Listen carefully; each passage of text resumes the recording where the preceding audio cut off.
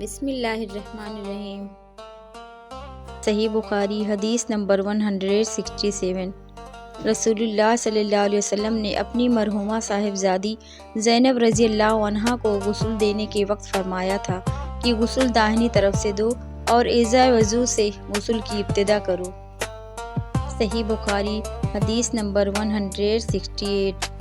رسول اللہ صلی اللہ علیہ وسلم جوتا پہننے، کنگھی کرنے، وضو کرنے اور اپنے ہر کام میں داہنی طرف سے کام کی ابتدا کرنے کو پسند فرمایا کرتے تھے۔ صحیح بخاری حدیث نمبر 169۔ انس بن مالک نے فرمایا کہ میں نے رسول اللہ صلی اللہ علیہ وسلم کو دیکھا کہ نماز عصر کا وقت آ گیا۔ لوگوں نے پانی تلاش کیا۔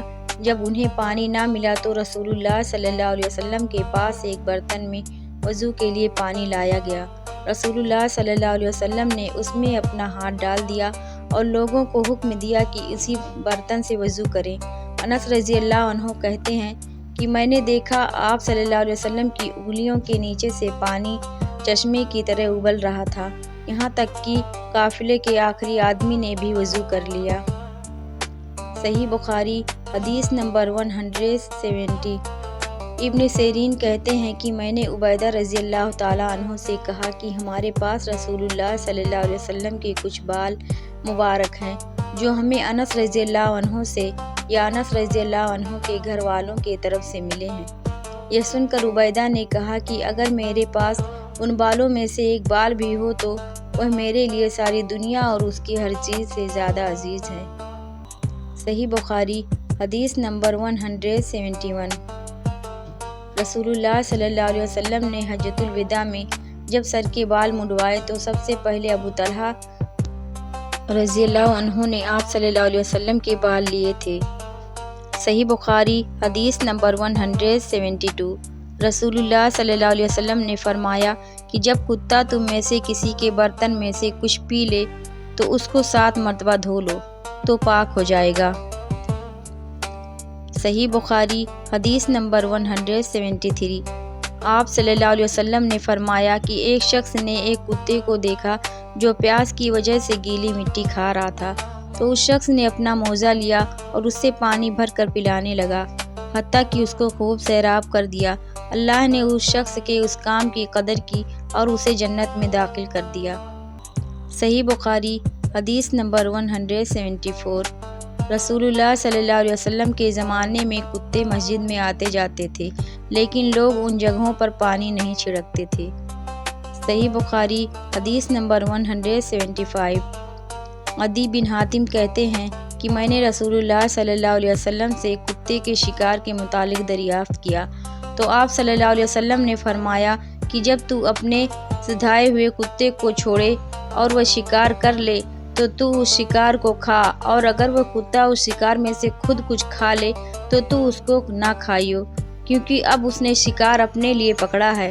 میں نے کہا کہ بعض دفعہ میں نے شکار کے لیے اپنے کتے چھوڑتا ہوں، پھر اس کے ساتھ دوسرے کتے کو بھی پاتا ہوں۔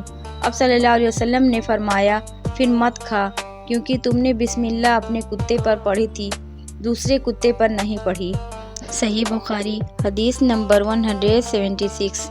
رسول اللہ صلی اللہ علیہ وسلم نے فرمایا کہ بندہ اس وقت تک نماز ہی میں رہتا ہے جب تک وہ مسجد میں نماز کا انتظار کرتا ہے، تا وقت کہ وہ حدث نہ کرے۔ ایک اجمی آدمی نے پوچھا کہ اے ابو ہریرہ، حدث کیا چیز ہے؟ انہوں نے فرمایا کہ ہوا جو پیچھے سے خارج ہو، جسے عرف عام میں گوز مارنا کہتے ہیں۔ صحیح بخاری حدیث نمبر 177۔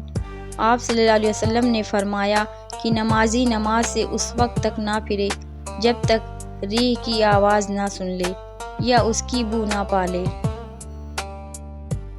صحیح بخاری حدیث نمبر 178۔ حضرت علی رضی اللہ تعالیٰ عنہ نے کہا کہ میں ایسا آدمی تھا جس کو سیلان مزی کی شکایت تھی، مگر رسول اللہ صلی اللہ علیہ وسلم سے دریافت کرتے ہوئے مجھے شرم آئی، تو میں نے ابن الاسود کو حکم دیا۔ انہوں نے آپ صلی اللہ علیہ وسلم سے پوچھا، آپ صلی اللہ علیہ وسلم نے فرمایا کہ اس میں وضو کرنا فرض ہے۔ صحیح بخاری حدیث نمبر 179۔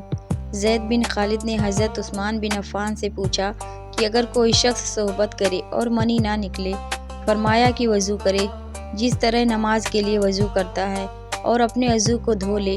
عثمان رضی اللہ تعالیٰ عنہ کہتے ہیں کہ میں نے رسول اللہ صلی اللہ علیہ وسلم سے سنا ہے۔ زید بن خالد کہتے ہیں پھر میں نے اس کے بارے میں علی، زبیر، طلحہ اور ابی بن کعب رضی اللہ تعالیٰ عنہ سے دریافت کیا۔ سب نے اس شخص کے بارے میں یہی حکم دیا ہے۔ صحیح بخاری حدیث نمبر 180۔ رسول اللہ صلی اللہ علیہ وسلم نے ایک انصاری کو بلایا۔ وہ آئے تو ان کے سر سے پانی ٹپک رہا تھا۔ رسول اللہ صلی اللہ علیہ وسلم نے فرمایا شاید ہم نے تمہیں جلدی میں ڈال دیا۔ انہوں نے کہا جی ہاں۔ تب رسول اللہ صلی اللہ علیہ وسلم نے فرمایا کہ جب کوئی جلدی کا کام آ پڑے یا تمہیں انزال نہ ہو تو تم پر وضو ہے، غسل ضروری نہیں۔